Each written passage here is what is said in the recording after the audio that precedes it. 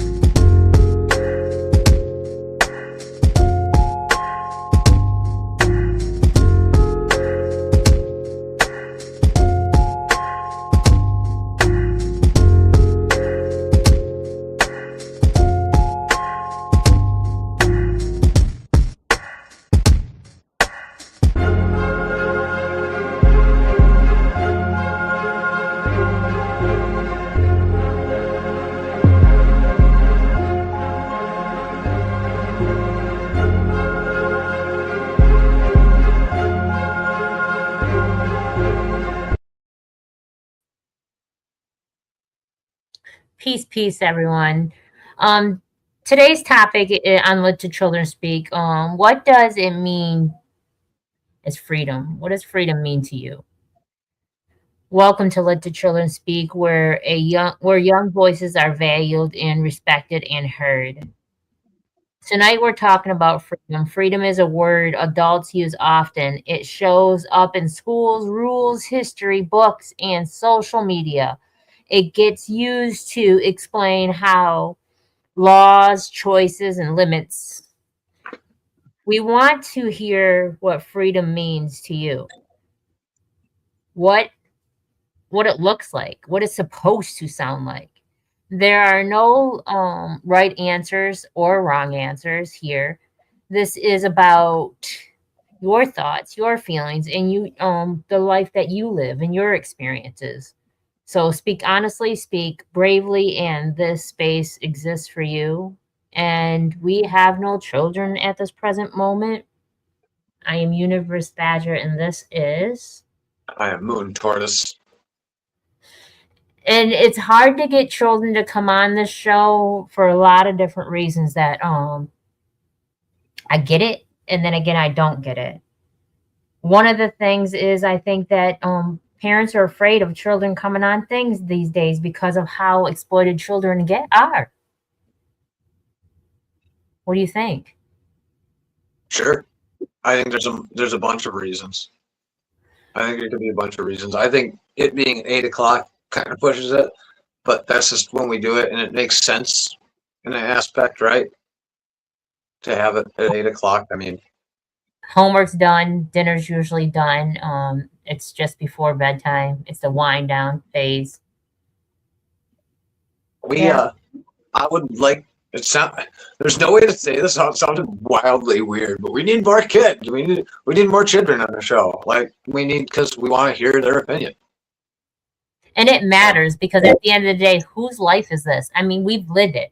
Granted, we paved the road for them. That was the whole purpose why we had children. So they could live their life now. Because that's what their parents did for us. And I remember when I was younger, is children were to be seen and not heard. Now I'm a different era than you, Moon Tortoise. I'm old enough to be your mom, so it's a whole different era. A decade makes a difference. People don't think decades do, but decades makes a huge difference. A lot of things change in decades. So what's another thing that that you think that a reason besides the fact that people don't want their children exploited is because that they think that this is going to be toxic to the children? I don't know. Maybe we're just not going through the right channels. Yeah, if anyone's ever worried about it, our agenda is well, we don't have an agenda. Our agenda is to learn what the kids are doing. My specific reasons for wanting to do it is because I kind of got left to my own devices a lot of the time, and I orchestrated that too. Being a kid, I guess I wasn't dumb, and I started trying to play people, get my way like most kids do. And one of the first things I started doing was experimenting with all kinds of things that I had heard or seen in health or school or on movies and TV and from parents, like adult things. And they're like, here they are. And you can't know what they are. You're too young. You'll never know. So I kind of went reckless for years, and I ended up with a severe drinking problem. And then that was cross addiction too. I mean, if you want to call it that, I really just did every drug under the sun. And then I started experimenting with all kinds of stuff when I was 13. It's hard for me to even say on the show since it's content. And, that's one thing we do is we monitor. We're both doing it. Make sure we're asking and not presenting. That's what the goal is. So the more we know, the more we listen to our youth, the more we can actually figure out what their interests, problems, things that are troubling them and their future. Ultimately, we can find out where that lies. I think it's really important. Yeah. I learned a lot about my own grandchild just through this show, which we have a really close bond as it is, but like I don't think I asked him those questions that we got to ask on here, and it's different. It's different because If you're not asked, then you're not going to offer. You're not going to offer that information because one, you're not thinking of it. And two, like, you're not just going to offer information that nobody doesn't ask you about. So, like, I learned a lot. I learned a lot more than I thought I knew because I thought I knew everything about him. And, you know, they change as they get older. We were talking about, you know, the decade thing. He's now going to be 12. So, like, that's a huge difference. That's a decade, you know, like a lot has happened in his life in 12 years. And he's forming himself as his own being, as his own person with his own feelings and emotions, and has his own look at things. And he sees the world differently than I did at 12. I remember back in the day, long as I wasn't in my parents' face, they didn't care what I was doing. And that's crazy. Like, I asked a bunch of people if they, you know, have children, if their children would like to join. They said, well, they're playing their video games before bed. Well, that's wonderful. That's wonderful. Let's put that in front of their face and allow that to become something that is beneficial for them. To be fair, you know what I'm going to do for the last 20 minutes of my night before I go to bed after I've done all this fun, happy work today? Hopefully, for 30, 40 minutes, I'm going to run around Dying Light and kill some zombies. And I'm not mad about video games. And that's not the point that I'm speaking on, though. I'm speaking on, like, I want to hear what they have to say. I want to know what's going on in their head. As adults, though, we need that downtime. We need that time where we can be a youth again, and we feel like, you know, that helps us unwind from a hard day of life. But, like, what about a child? Mm-hmm. We need to know why their day's hard. And we want to know why the unalive rate is so high at such a young age. It's okay. Can I potato? Yeah, that's really important to me. There's another reason why I wanted to do this segment too. It is very important to me, and this is a heavy one. But I remember when I was younger, this thing happened at a high school called Columbine, and it was something that absolutely shook the nation. You remember that, Badger? Yeah, we're still talking about it here. And it was horrifying. And now it seems to be something that's almost commonplace, that's happening almost like monthly, weekly. And I've heard testimonials from the children that's happened, you know, who got out of these events to save their friends, and that can't go on.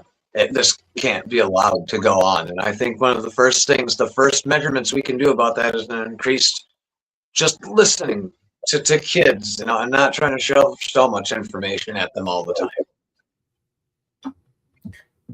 Yeah, and like, I watched the video today, and I was telling you about that before we went live, and it hurt my feelings so bad that I almost started crying. And it wasn't just because of what the kid was talking about. It was how the adults were treating this child.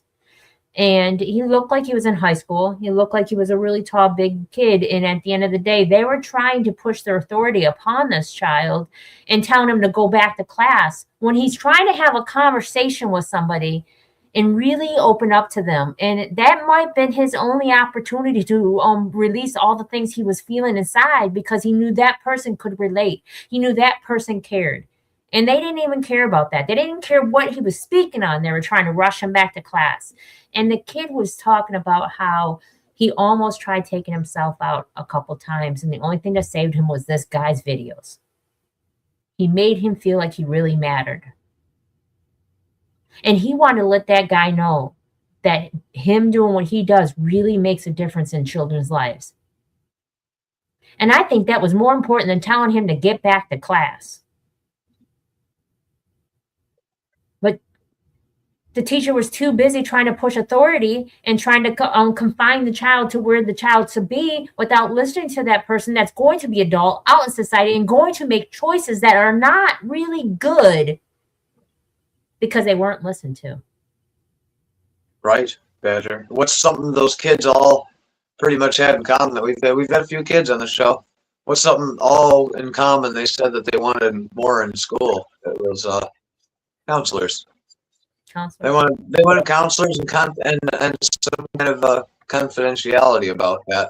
Not for dangerous things. I mean, what kid doesn't want, has fireworks in his locker? So God forbid something worse. I just threw something crazy out there. So I saw, but you know, they want to they want to be listened to. They want to have some kind of sanctity in their feelings and stuff. And that's a divide. The parents want to know every little aspect about their child. They don't want a counselor peering in, right? But the child doesn't feel comfortable. I know growing up, I didn't feel comfortable talking about anything that was going on with inside me. Really, very little with my parents, and then very, very little with my peer group, especially. And it caused a lot of problems. I had complex problems, both at home and personally, that needed complex answers and care. And I felt like I was rushed through anything like that. It felt like cattle. Maybe I wasn't popular enough. I don't know. Welcome, Kendall. Hello. Kendall. Do you have Riley? Oh, yes, he's here. You could have just let me say, yes, I exist. Yeah, he's here. So Riley, what does freedom look like to you? When you heard the word freedom? What is the first thing that comes to your mind? The wilderness. What? Apart from the word freedom being the first thing that comes to my mind when I hear that word, the wilderness. And what does it mean to you? It's just beyond society. Out in the wilderness, there is no societal expectations. Not like I care about those, but there's no pressure of society or cultural norms or anything, just the woods.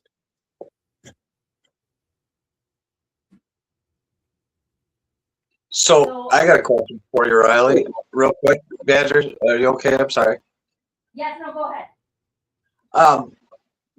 Riley, do you think it's important that we have society? Is it more of a personal thing you'd like to get away from it, or maybe see that it's easier to get away from? Or is it worth fixing society? Is it worth doing something? I suppose. Sorry for the kind of vague. There will always be some form of society. You can never really get rid of it because of the way humans are. We always cling to groups. We always have, we always will.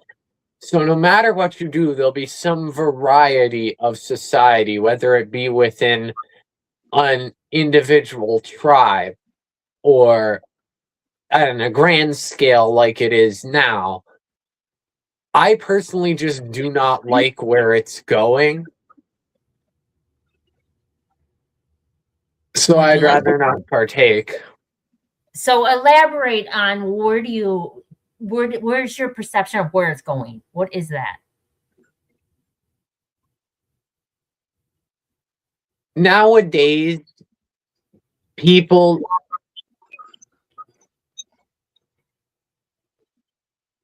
You cut out. I'm contemplating the best way to phrase this. Yes. Because tackling the state of society is kind of a big question. Your legs are my leg. That doesn't sound right. Come on, me. Well, it's kind of hard to sit cross-legged beside somebody. All right. It's not that it's the worst, but it's the way that it functions. It's the way that we've made the concept of everything, no matter what it is, it all revolves around the concept of money. These meaningless tokens that we give value. Like most of the riches that people have isn't even in physical items. It's in the promise that somebody may pay this much for a company. We've made up a worthless thing, and then we build our whole society around it. I agree. I agree completely. I wanted to ask you before we get into that part, because I know Moon Tortoise has a whole value and on that part with you.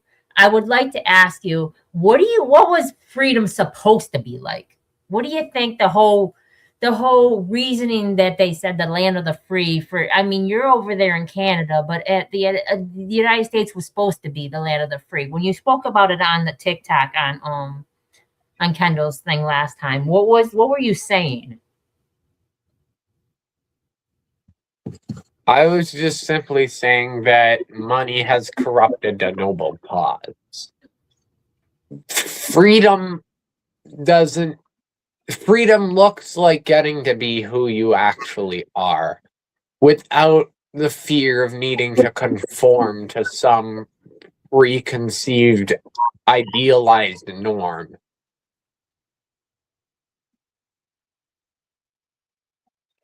Moon Tortoise. So, wow, okay, yeah, no, I'm not going to try and push anything, you know, that's not how I roll. I agree. Do you feel that if enough people felt that way, that we could start almost, I don't want to say regressing, but finding alternatives to the wealth that is so coveted? People do, and there's a lot more people than you realize that do, but those people end up in this society having no power and no real say, because who really at the end of the day gets all of the say? It's the people who have the money. A wise man once said money is the root of all evil.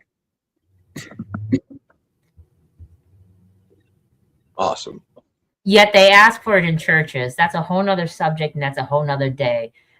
I just had to put that out there. If it's the root of all evil that they say, then why do they demand it in a sacred place, supposedly? It's not meaning money is evil literally. It's meaning that it's saying that greed is the number one cause for evil. And what most people are greedy for is money. Now, my knowledge of how churches run, and trust me, there's plenty of corrupt churches that are only running for the money, but they aren't a non-profit thing. Like, the people who go to a church pay for that church to stay running. Otherwise, the people running it pay out of pocket. That's why a good church asks for money, but then there's plenty of churches that just want your money. And those churches don't deserve to be called a church. Yeah, I agree. You know, it's a Ponzi scheme at the end of the day, a whole lie that someone came up with one time who really didn't have no money, went up to somebody who had a bunch and said, hey, put it in my bank. And then that's how the banking system started. And then they were like, okay, we can't do nothing with these stones. Let's turn it to gold, and let's turn it to silver, and then dollars, and then let's put faces of dead presidents on it, and then let's do this and let's do that, and let's blackball those people that don't fit in conformed of having that. Thus, money. It's interesting to talk to you on this show. I don't normally look at young people or talk to them like they're their age. I try to speak to everybody that is on my level. And you're a challenge because I actually do want to talk about things that I cannot talk about necessarily on the show where we're talking about kids. I agree with what you're saying. It's become wildly out of control. We got money, and something that greed does is everything sure is really expensive, and it's kind of where do you make it up? That's why I asked about alternatives to money. You said you wanted to go in the wilderness. The wilderness is freedom. I've spent a lot of time on state land. It's been a life-changing experience for me every time. It's wonderful. And the one thing I guess you worry about is that as we move forward, we have modern medicine, which is also very controlled by a lot of wealthy people. And wow, working with nature and modern medicine together would be a wonderful thing. And, my understanding is in the States, the healthcare industry is a monopoly. It's run for profit, which is kind of terrible. At least up here, it's free as long as you pay taxes or at least have citizenship or are even in this country legally. Like if you're here on vacation and you get hurt, I'm pretty sure it's free in like for everybody here. Yes and no. Well, yes and no. I mean, it's not like it's much better because we have wait times that tend to be ridiculous, but at least we're not going into debt because you slipped and broke your ankle. And you know, that's a good example of how the United States honestly is not a country. It is a corporation, and it's ran for profit, and it's ran for power, and it's not ran for freedom, because nothing's free, not even your voice. Water. Ah, yes. USA Inc. Yeah. And I agree. I agree. So I have a question for you. What does freedom look like in your schools? What freedom? oh boy. I mean, it kind of exists. Like, they'll give you freedom of expression to a point until, you know, the teacher gets offended.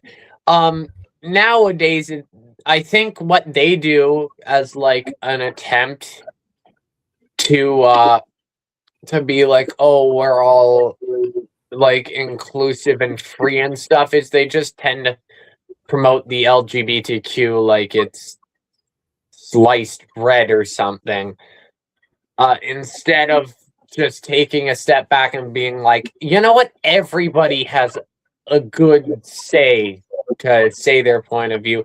And I'm not saying like, oh no, that's taking over. I'm just saying that's kind of the only thing that's really now free in our school system than it was back in the day. So I have a few questions that this is like a multi-choice thing. Does it feel like it's real, limited, or confusing? That question is confusing. Does freedom in your school feel like it's real, limited, or confusing?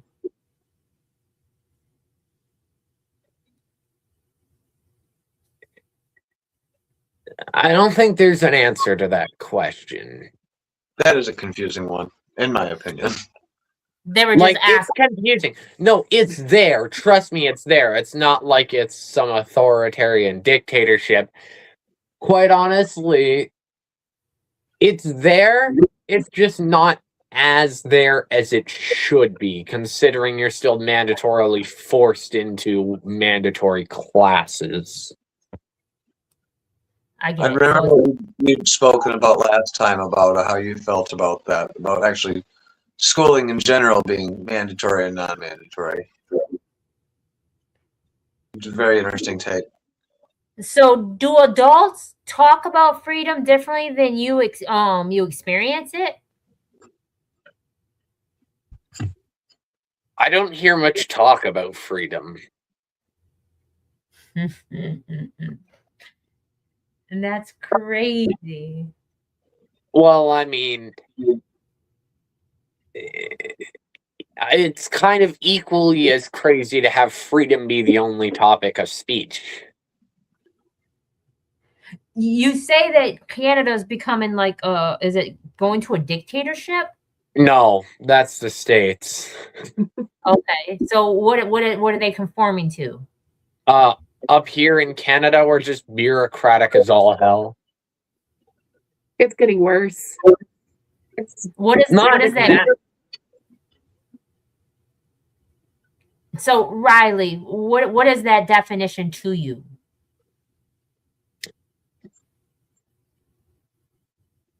What? What is the definition of what you said that it is up there in Canada? like what's happening now. It's just being. It's not actively becoming a dictatorship, but it's just nothing is really getting done.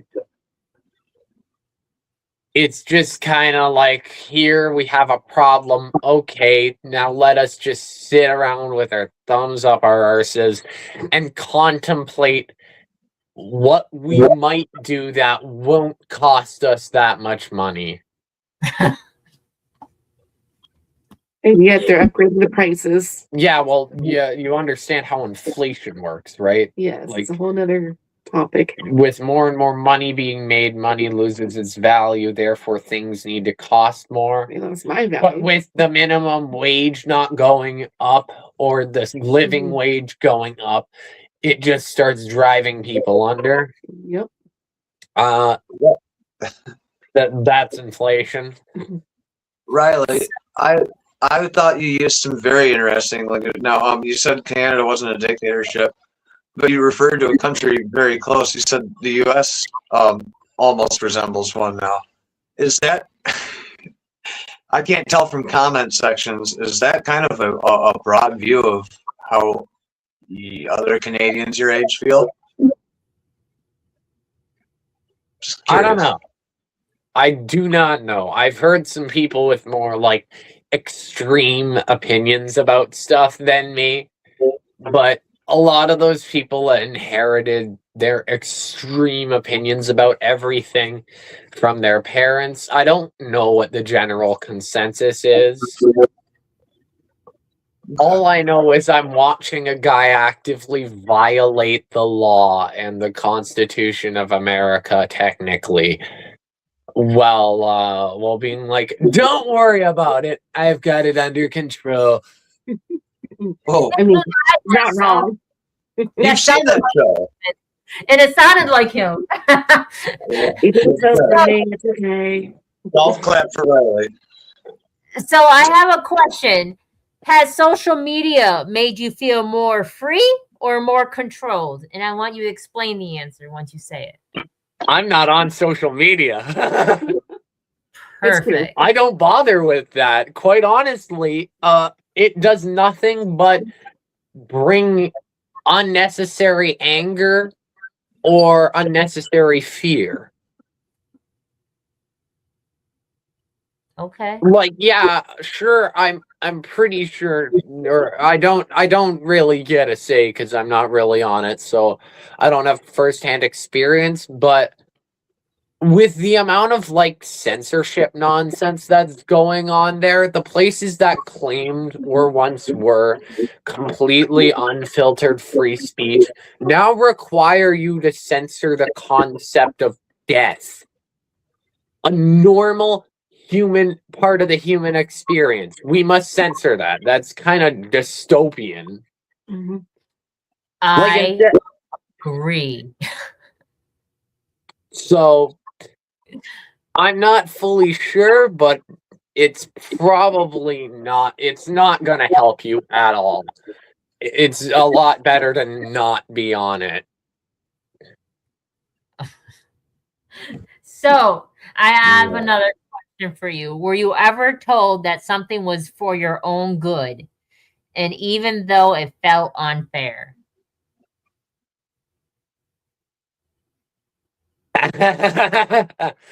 The fact that I am mandatorily forced to show up to a place I really would rather not to. Like, I could be learning so much more that I would actually want to learn on my own time if I were simply just given a place and resources. But no, we're just gonna mandatorily make you do this stuff. And then if you don't do it, then we're gonna keep you here longer. And you can't be out of this place unless you either hit a certain point of age where we either kick you out or you decide to kick yourself out. And if you do, then the fact that your society wants not only what we'll give you, but also experience that is impossible for you to have while joining the workforce.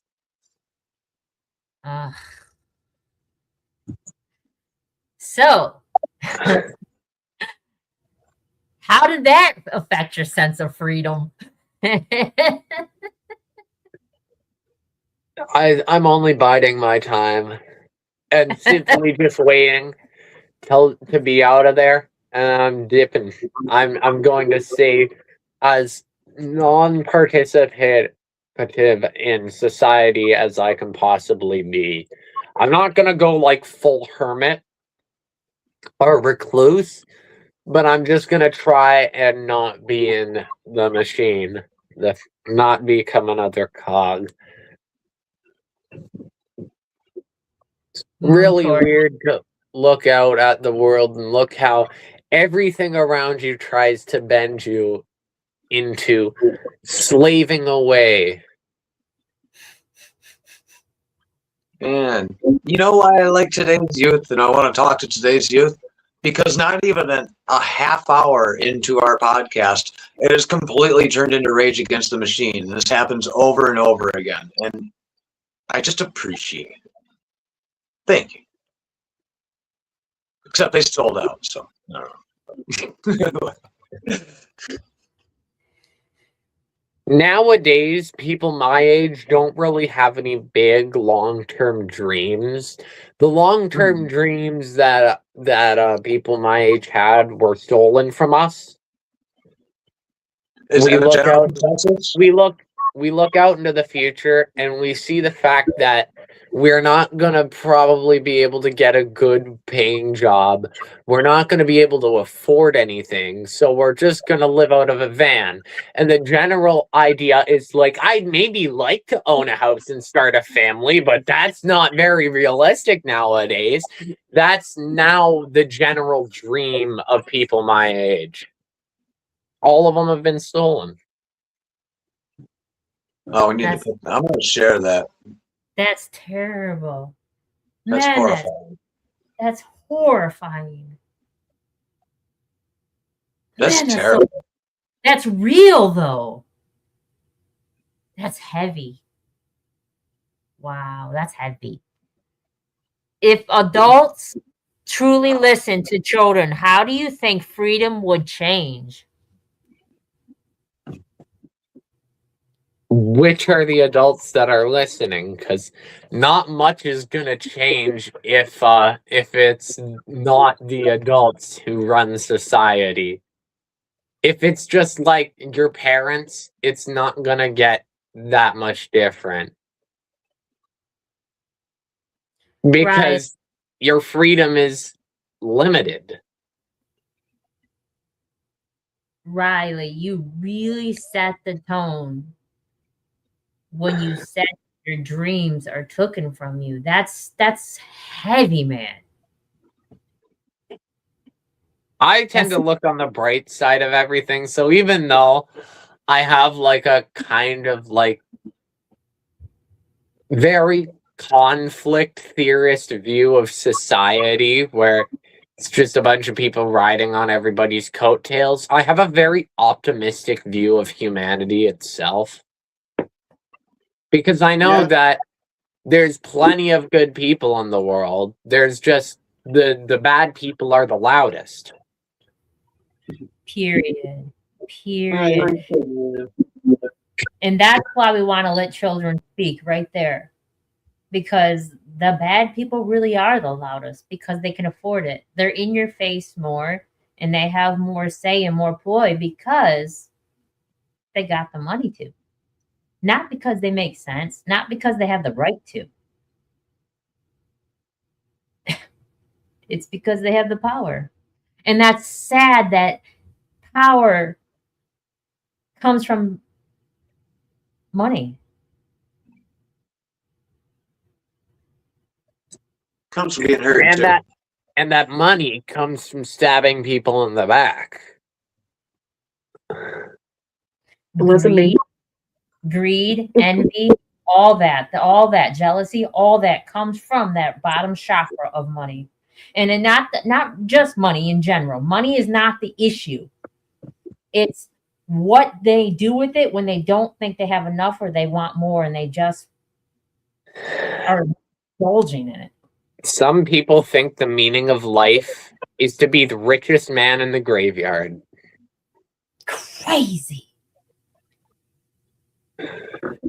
Like, Right. why do you spend your whole life hurting people or working on using like people as pack mules and as barely paid labor, just basically slaves that they're just barely getting by while you're on top of the world, when it's just a meaningless material object that at the end, like, oh no, you have a bigger tombstone that says I was better than you. But where are the people who care? Where are the people who care about you? You have to push them away in order to get what is considered in today's society success. But is it really successful if you must push away life?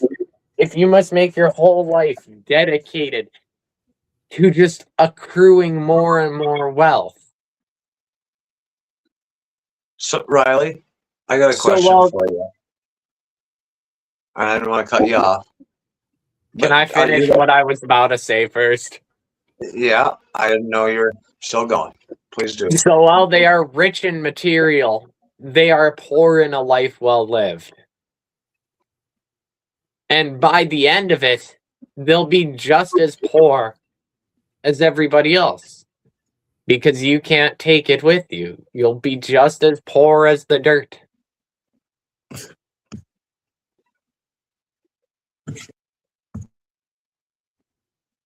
Go ahead, Porter. He just dropped the mic, but go I ahead. no, I understand. I briefly, I don't disagree with you. I don't want to let you talk through this one, but I have to know, since it's kind of hard for us to get kids on all the time. You said that a lot of your peer group feels like this. Are you one of the only ones? Is it a small group, or would you say the majority of your peer group feels the way you do?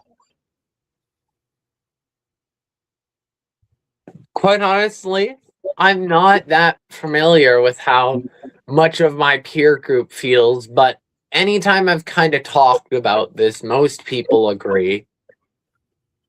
And it's not like what the views I hold are strange. A lot of people hold them. Just nowadays, a lot of people don't talk about them because you can't really. So I defined you earlier. I gave a definition of who you were earlier when I was talking to Kendo. And I said he's like a French pot of coffee. It's a lot of energy with a kick and a whole bunch of FUs. And it's not because you don't care. It's because it doesn't matter. It doesn't matter. Your opinion is the only thing that really matters to you. What other people feel and say does not change who you are. And I love that about you. That was a compliment, I promise you. But I love that about you.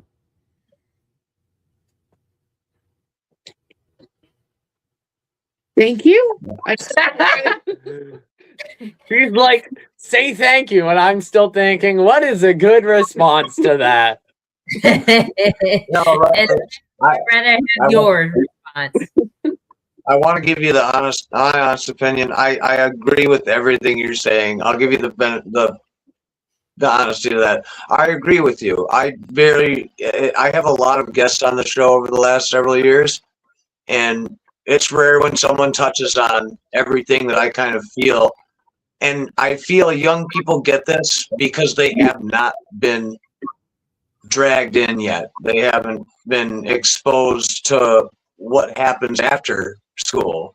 and how it actually feels. And I'm glad that you have a jump start on maybe understanding some of those concepts. So I'm still not pushing the message. It's very important to me to not do that. But I'm very, very proud of your responses. It makes me happy and full of gratitude. If that makes any sense. Thank you. This world has a way, or well, not this world, but society has a way of beating the curiosity out of you. And once you lose that, you lose a part of yourself. And once that part of yourself is lost, you kind of tend to give up. Or at least most people tend to give up, because if you lose your curiosity and your joy for the world, or just wonder, then why do you even bother just questioning it? And then you just go along. I was talking to a guy the other day, and I was telling him his daughter's not even 2 yet, and she was so curious on certain things. And I was telling him, let her try to see where that screwdriver goes. Let her see where that plug goes. Let her do that, because what society will do to her is ruin her curiosity. That limits her imagination. That limits her want and her wonder. And Riley, you said it. I mean, that's what they're doing when they're trying to put you in the conform of the school system, so they can get you ready for the workforce, so they can get you ready to be in another conformed place. If you don't do the workforce, then they're going to get you conformed for institutions of some sorts. It's all about conformity, because they want you to walk that line. And now this is just my opinion, and I don't want it to become yours. So just take it with a grain of salt. But I agree with that, the whole loss of the wonder, because once you raise your hand and ask too much, you're told to be quiet. He's quite the opposite of being quiet. Oh no, I don't shut up. Multiple times do I just get into what many children tend to do, which is somebody says something, you respond with why, and keep responding with why until they stop responding. Why? Because it's fun. Why? Why? Because it's fun to see Why? the limit of how far people will actually go to explain things. Oh, okay. If I'm ever put in a situation as like that strange uncle that comes around once a year, I'll definitely not stop answering the questions of a kid who does that.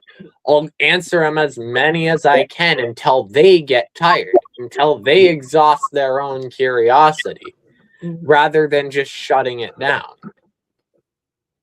I love that point of view. I love that analogy of that, because I was thinking that the totally opposite of what you were saying until you explained it that way. And I love that, because they do end up shutting it down when they say one thing only, or they ignore that why. And it does shut them down, and then they just don't ask again, because they're like, why bother? But I love that. I love that a lot. Why is a very unique question. It is the only question that you can ask infinitely. When you run out of every other question, the only question you can keep asking is why. You could be explained like, okay, this paint is blue. Why? This paint is blue because of the pigment within it. Well, why? Well, you see, the pigment absorbs every variety of light except for blue and reflects blue only. Why? Because that is the way that its molecules are aligned. Why? It keeps on going and going. Why is that one question, the one question of wonder, that will never run out of times to be asked? Why not? Well, it's because of the very nature of the question why.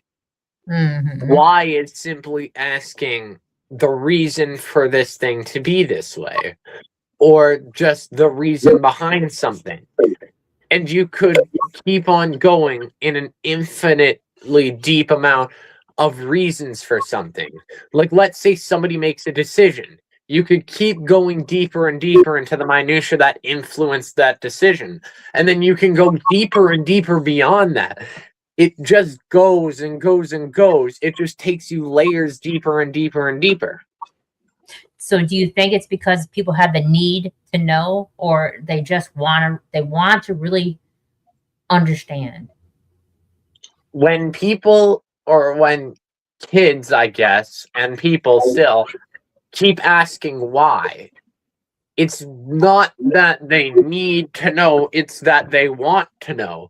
Because you don't see many adults or people who have entered the machine, people who have entered society, asking why anymore.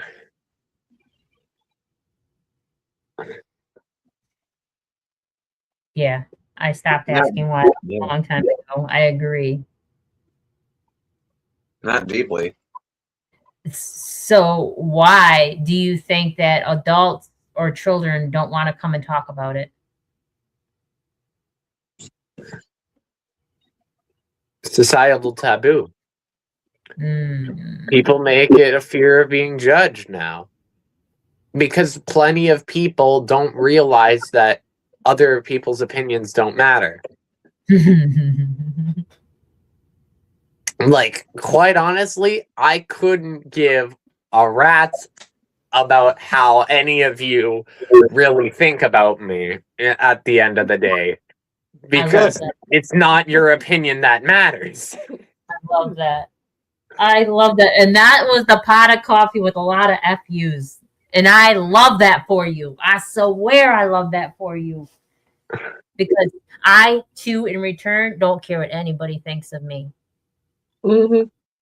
Like, I can literally, like, and it tends to screw with people, but I can literally have people insult me, and I can just not care. And it typically makes them more angry when you don't care. Mm-hmm. For some reason, people who want to go after you get more offended when you don't respond to them than anything else you can say back. Like, you could talk back really hard. You could dig deeper into them than they can dig deep into you. But what digs the deepest is when they go to take a stab at you, and it bounces off and it stabs them in the throat. Because now they've gotten nothing out of you and have only made an ass out of themselves. Capital A. I have to be fair. You know what disappoints me about you, Riley? The fact that you're probably going to take all this awesome information and go out to the woods with it. There you go. I'm not going to just high horse it.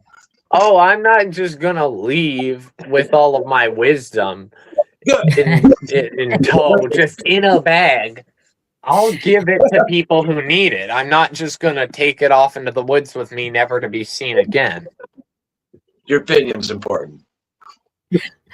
I love the fact that I said a silent man that holds control of his emotions is a very powerful man. And you can be very powerful and still stay away from society. Yes.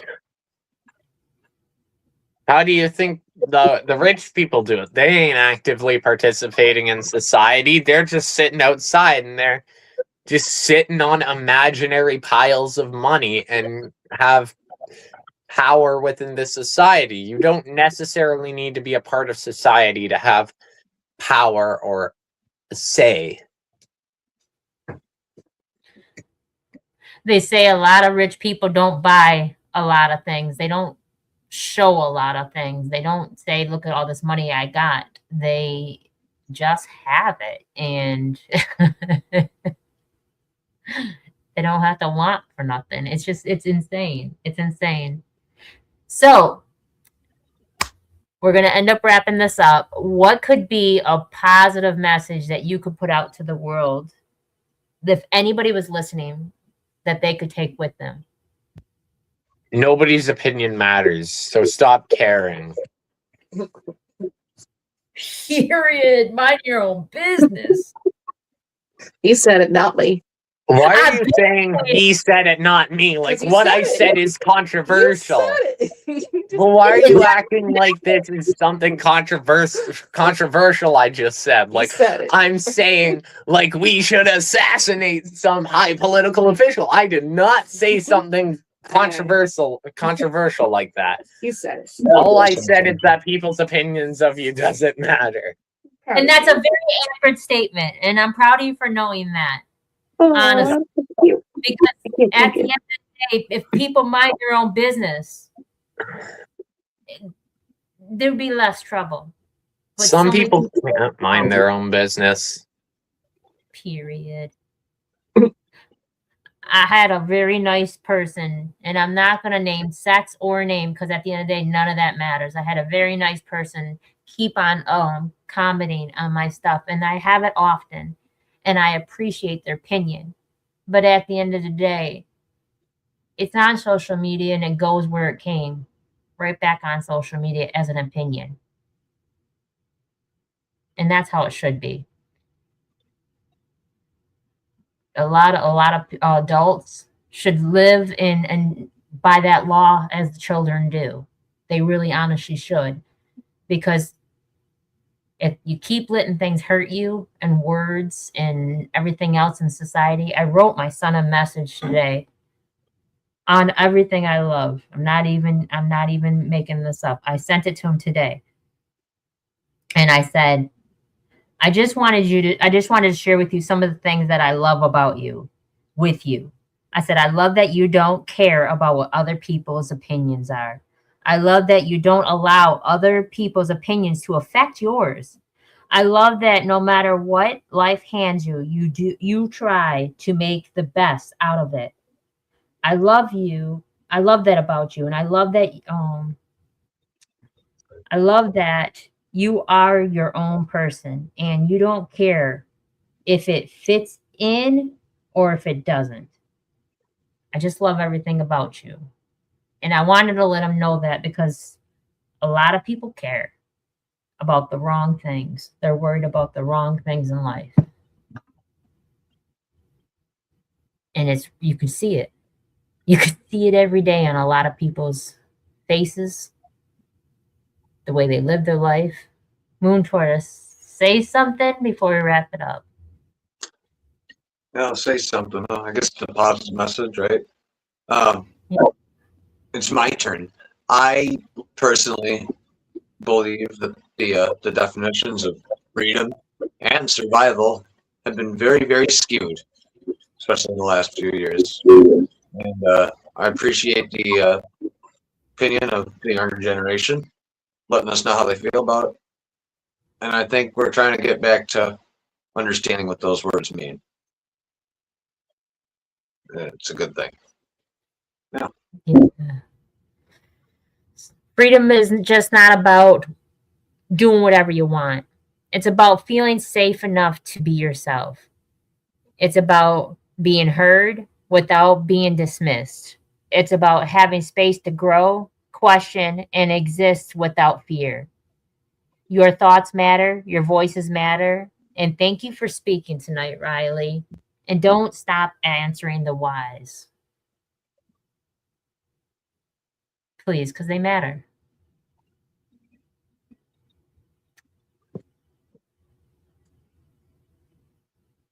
Dang, I forgot what I was going to say. That happens.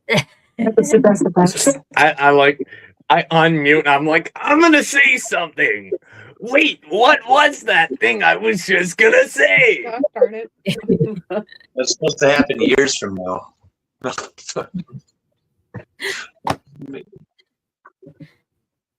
right, well, we're going to wrap this up. Thank you, everybody who tuned in. And if you know anybody from the ages of 12 to 17 and they want to join, please.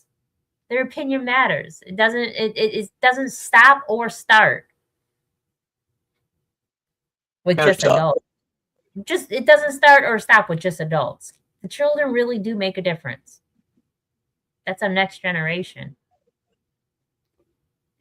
May your night be full of positive energy and high vibrations, filled with peace and love. Deuces.